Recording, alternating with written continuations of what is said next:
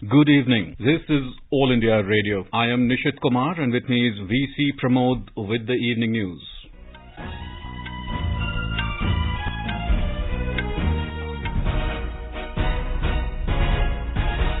The headlines.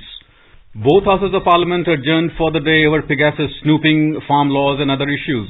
Lok Sabha passes Factoring Regulation Amendment Bill 2020 and the National Institutes of Food Technology, Entrepreneurship and Management Bill 2021 today. Government sets up National Centre of Excellence for Animation, Visual Effects, Gaming and Comics for creating a world-class talent pool in India. No proposal of privatization of defence public sector undertaking in Ordnance Factory Board, says the government. Centre accredits 236 academies nationwide under Khelo India scheme. 22nd anniversary of Kargil Vijay Diwas celebrated across the country today. President Ramnath Kovind pays homage to indomitable courage and valor of the Indian Armed Forces. Prime Minister Narendra Modi to address nation on completion of 1 year of transformational reforms under the National Education Policy on the 29th of this month. Over 43 crore 51 lakh doses of COVID-19 vaccine administered in the country so far. National recovery rate stands at 97.35%. Governor accepts resignation of Karnataka Chief Minister B.S. Yediyurappa.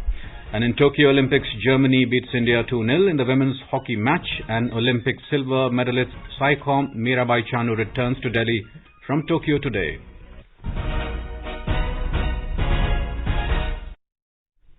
As the nationwide free COVID-19 vaccination campaign at government facilities for those above 18 years is going on, we advise our young listeners to get vaccinated and also help others get vaccinated.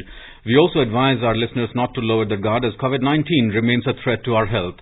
Please stay at home unless it is essential to go out and continue to follow these 3 simple steps. Wear a face mask, maintain 2 gaz ki duri for social distancing, and focus on hand and face hygiene. For any COVID-related information and guidance, contact national helpline numbers 011 2397 8046 and 1075. And now the news in detail. The Lok Sabha today passed the Factoring Regulation Amendment Bill 2020 and the National Institutes of Food Technology, Entrepreneurship and Management Bill 2021 amid pandemonium. Moving the Factoring Regulation Amendment Bill, Finance Minister Nirmala Sitharaman said the changes made in the bill are in the interest of the MSME sector. She said it simplified the definition of factoring business in which banks, non-banking financial companies, NBFCs or any business entity is involved. The minister said the process of sale and acquirement of factors from one entity to another is simplified in this bill. Ms. Sitharaman said the bill widens the scope for entities to involve in factoring business. The second bill, the National Institutes of Food Technology, Entrepreneurship and Management Bill 2021 was also passed by the House. It was moved by the Food Processing and Industries Minister Pashupati Kumar Paras.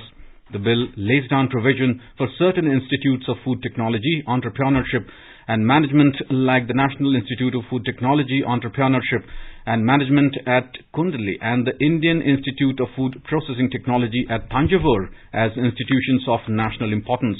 Both the bills were passed without discussion. The government has decided to set up a National Centre of Excellence for Animation, Visual Effects, Gaming and Comics for creating a world-class talent pool in India to cater to the Indian as well as the global industry. It will be set up in collaboration with the Indian Institute of Technology, Bombay. Minister of Information and Broadcasting Shri Anurag Thakur said this in a written reply to a question in the Rajya Sabha. He said in order to support skilled manpower in the animation and VFX sector, Satyajit Ray Film and Television Institute and the Film and Television Institute of India runs courses on animation and VFX. The minister also said that media and entertainment sector is one of the largest growing sectors in the country. He said for attracting foreign investment in the film industry, National Film Development Corporation organizes Film Bazaar at the International Film Festival of India held at Goa every year. Shri Thakur said it is the largest South Asian film market and attracts investors from around the world by encouraging creative and financial collaboration between the South Asian and international film communities. The minister also informed that India has also the audio-visual co-production treaties with 15 countries. Information and Broadcasting Minister Anurag Thakur today said that Prasar Bharati has currently made 239 AIR channels digitally available on its News on AIR app. In reply to a question in the Rajya Sabha, Mr. Thakur said, in addition, DD channels and various live programs of the national importance which do not involve copyright issues are being live streamed on this app. He added that these channels are also made available on newsonair.com website for net users for global audience. Mr. Thakur also informed that Prasar Bharati has over 170 YouTube channels of its AIR and DD network for the viewers. He said Prasar Bharati is continuously taking various steps to make its various audio and video digital channels popular. Towards this, a dedicated digital platform, Wing, has been created to implement and supervise the activities of digital channels and placing the content on various digital platforms. Mr. Thakur said that the digital channels of Prasar Bharati are popular in other countries also. He further said that till June 2021, the viewership on News on AIR app containing AIR and DD channels and also other digital video content is 11.2 crore, while the viewership of the YouTube channels of Prasar Bharati networks touches 29.55 crore. The government has said that there is no proposal of privatization of the Defence Public Sector Undertaking, DPSUs and Ordnance Factory Board, OFB, which are under the administrative control of Department of Defence Production. This was stated by the Minister of State for Defence, Shri Ajay Bhatt, in a written reply to a question in the Rajya Sabha.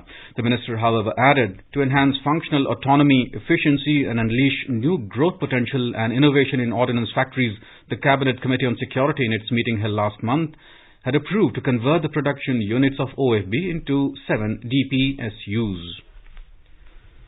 The government is not considering to make National Cadet Corps NCC training compulsory in schools and colleges. This was stated by the Minister of State for Defence, Ajay Bhatt, in a written reply to a question in the Rajya Sabha. He informed that presently the number of schools voluntarily providing NCC training are 11,804. Mr. Bhatt said there are 1,757 inter-colleges and 5,303 degree colleges providing the NCC training. The centre has accredited a total of 236 academies across the country under Khelo India scheme for the training of the Khelo India athletes. In a written reply of question in Rajya Sabha, Minister of Youth Affairs and Sports Anurag Singh Thakur informed the initiative of Khelo India envisages support to national, regional and state sports academies.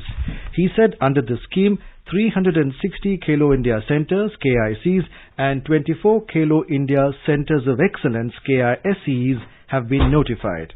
The minister said under the state-level Khelo India Centre scheme, his ministry has decided to establish 1,000 Khelo India Centres across the country. Replying to another question, Mr. Thakur said the government is taking care of training and competitive exposure to sportspersons preparing for international sports events including the Olympics. He said help being provided under the Target Olympic Podium Scheme TOPs with aim to customize training of medical prospects. The government today said that systemic measures under Black Money Act has yielded results and undisclosed income of several crores has been detected. Minister of State for Finance Pankaj Chaudhary said in a written reply in Lok Sabha that assessment orders under Section Black Money Act 2015 have been passed in 166 cases as on 31st of May this year, where demand of 8,216 crore rupees has been raised. He said undisclosed income of around 8,465 crore rupees has been brought to tax and penalty of 1,294 crores has been levied in HSBC cases. Undisclosed income of 11,010 crore rupees has been detected in International Consortium of Investigative Journalist cases. In the Panama Papers leak cases, undisclosed credits of 20,078 crore rupees have been detected. In the Paradise Papers leak cases, undisclosed credit of 246 crore rupees have been detected. The Union Government has reduced the import duty on Masoor Dal to zero. It has also cut the Agricultural Infrastructure Development cess on the lentil or masoor to 10% from 20%. The move will boost domestic supply and check its price rise. A notification in this regard was tabled in both the Houses of Parliament by Finance Minister Nirmala Sitharaman. The reduced customs duty and cess will come into effect from tomorrow. As per the notification, customs duty has been reduced from 10% to nil on lentils or masoor dal, originated in or exported from countries other than the US. Besides, the basic customs duty has been reduced from 30% to 20% on lentils originating in or exported from the US. The estimated revenue implication of this notification is about 1,100 crore rupees. And now here is a review of proceedings in the Parliament today. First from the Lok Sabha, writer is Kumar Rakesh of the PTI. The second week of Parliament's monsoon session began on a stormy note in Lok Sabha today, even as opposition members continued with their protests over a host of issues, including the alleged Pegasus snooping case and farm laws. However, the government succeeded in having two bills passed in the Lok Sabha amidst sloganeering by the opposition members. As soon as the House met at 3 p.m. after repeated adjournments during the day, the House took up the Factoring Regulation Amendment Bill 2020 and the National Institutes of Food Technology, Entrepreneurship and Management Bill 2021. The Lok Sabha today passed the Factoring Regulation Amendment Bill 2020 and the National Institutes of Food Technology, Entrepreneurship and Management Bill 2021 amid uproarious scenes by the opposition. Moving the bill, Finance Minister Nirmala Sitharaman said the changes have been made in the interests of the MSME sector. She said it simplifies the definition of factoring business in which the banks, non-banking financial companies or involvement of any business entity. Ms. Sitharaman said the bill widens the scope for entities to involve in factoring business. She said the process of sale and acquirement of factors from one entity to another is simplified in this bill.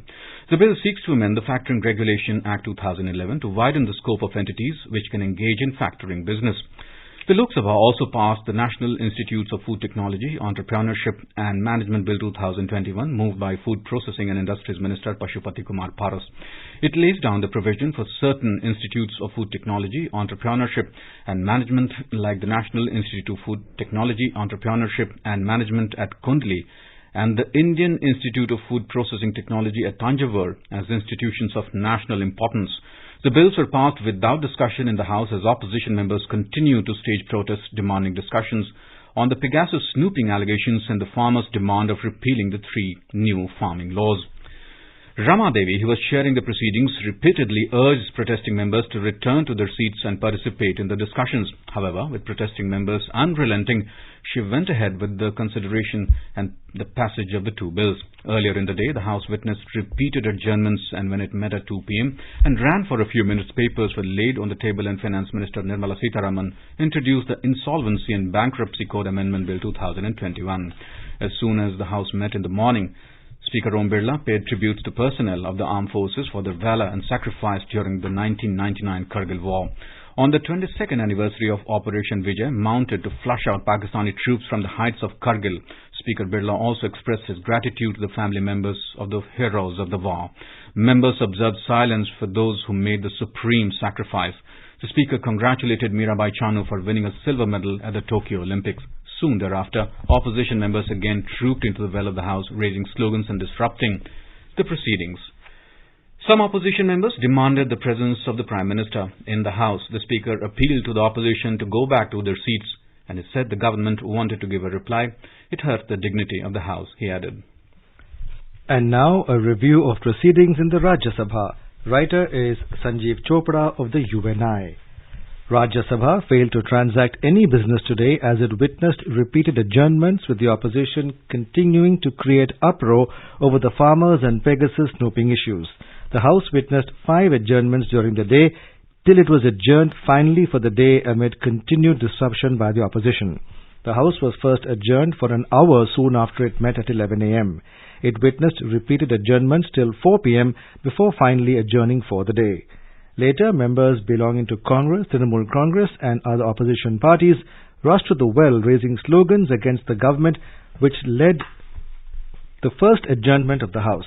The members paid tributes to the Indian soldiers for their supreme sacrifices in the 1999 Kargil War. The soldiers lost their lives in the Kargil War against Pakistan.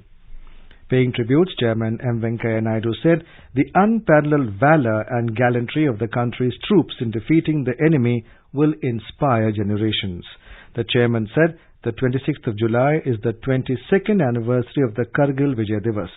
He said on this day in 1999, our brave and fearless soldiers defeated the enemy forces who had occupied Indian territories and retrieved Kargil heights, resulting in a momentous victory for the country.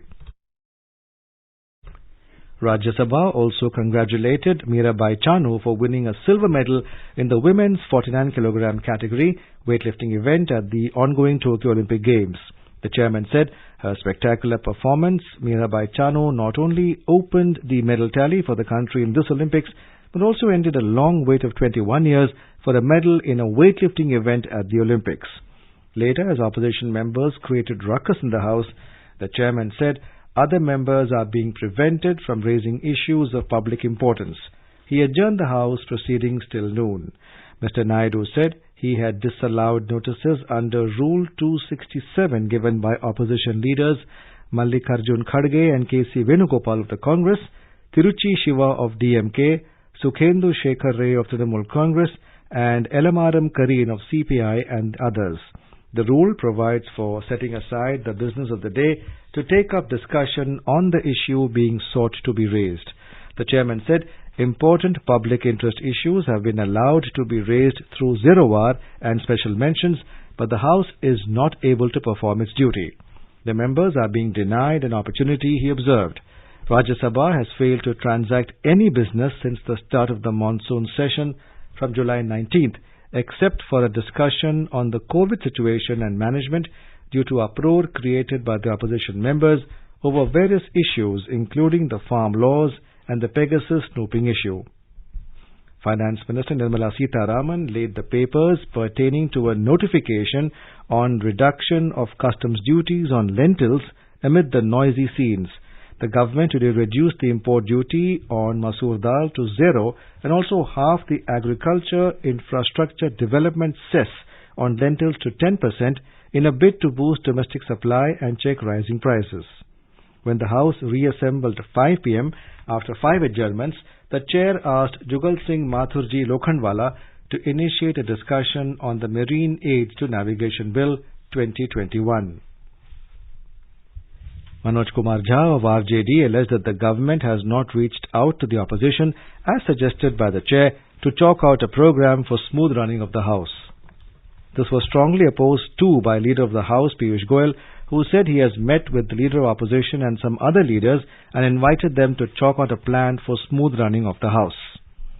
Parliamentary Affairs Minister Prahlad Joshi said that he had met with Leader of Opposition who informed he would come back after talking to other parties. As opposition parties continued to create uproar, Shashmit Patra, who was in the House, adjourned the House for the day. That's all in Parliament Review.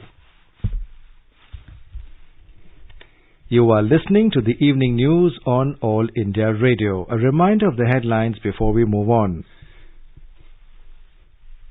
Both houses of Parliament adjourned for the day over Pegasus snooping, farm laws and other issues. Lok Sabha passes Factoring Regulation Amendment Bill 2020 and National Institutes of Food Technology, Entrepreneurship and Management Bill 2021 today. Government sets up National Centre of Excellence for Animation, Visual Effects, Gaming and Comics for creating a world-class talent pool in India. No proposal of privatization of Defence Public Sector Undertaking and Ordnance Factory Board, says Government. Centre accredits 236 academies nationwide under Khelo India scheme. 22nd anniversary of Kargil Vijay Divas celebrated across the country today. President Ramnath Kovind pays homage to indomitable courage and valor of Indian Armed Forces. Prime Minister Narendra Modi to address nation on completion of 1 year of transformational reforms under National Education Policy on the 29th of this month. Over 43 crore 51 lakh doses of COVID-19 vaccine administered in the country so far. National recovery rate stands at 97.35%. Government accepts resignation of Karnataka Chief Minister B.S. Yediyurappa. And in Tokyo Olympics, Germany beats India 2-0 in women's hockey match.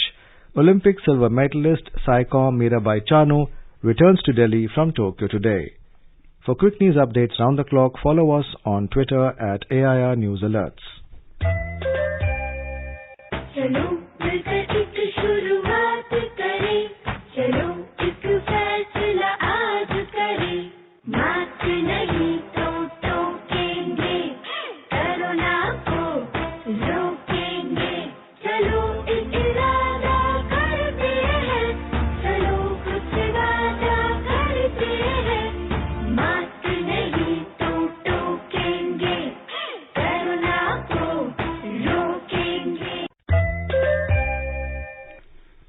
Welcome back to the evening news. President Ramnath Kovind, who is on a 4-day visit to Jammu and Kashmir and Ladakh since yesterday, visited Baramulla today and paid tributes to the soldiers who sacrificed their lives for the nation on the 22nd anniversary of Kargil Vijay Divas today. The President was accompanied by Jammu and Kashmir Lieutenant Governor Manoj Sinha. The President was received by Major General Virendra Vats, General Officer Commanding of Baramulla Division, and was briefed about the town's history, highlighting the contribution of the town in various operations post-independence. The President interacted with the soldiers of Baramulla Division and wished them good luck for all the future endeavours. More from our correspondent. President Ramnath Kovind paid rich tributes to soldiers at Dagar War Memorial at Baramulla in North Kashmir on the occasion of Kargil Vijay Divas today. Earlier, on the eve of 22nd anniversary of Kargil Vijay Divas, the President was scheduled to visit Kargil War Memorial at Dras in Ladakh in the morning to pay rich tributes to soldiers who laid down their lives defending the nation with indomitable courage and valor during the Kargil War in 1999. But his visit was cancelled since his plane could not take off from Srinagar due to inclement weather conditions. During the day, the President also visited world-famous tourist resort of Gulmarg and interacted with army soldiers there. Sunil Kohl for AR News from Srinagar. Vice President M. Venkaiah Naidu today saluted the heroes of Kargil War and paid homage to the martyrs for the supreme sacrifice. In a tweet, Mr. Naidu said he joined the nation in remembering the Indian Armed Forces saga of valor and gallantry. He said the nation will remain forever grateful to them and their families. Prime Minister Narendra Modi today paid homage to all those who lost their lives in the Kargil, protecting our nation. In a tweet, Mr. Modi said their bravery motivates people every single day. The Prime Minister also shared an excerpt from last year's Mann Ki Baat program on All India Radio. He said India can never forget the circumstances under which the Kargil war was fought. Pakistan द्वारा पीठ में छुरा घोंपने की कोशिश हुई थी, लेकिन उसके बाद भारत की वीर सेना ने जो पराक्रम दिखाया, भारत ने अपनी जो ताकत दिखाई, उसे पूरी दुनिया ने देखा।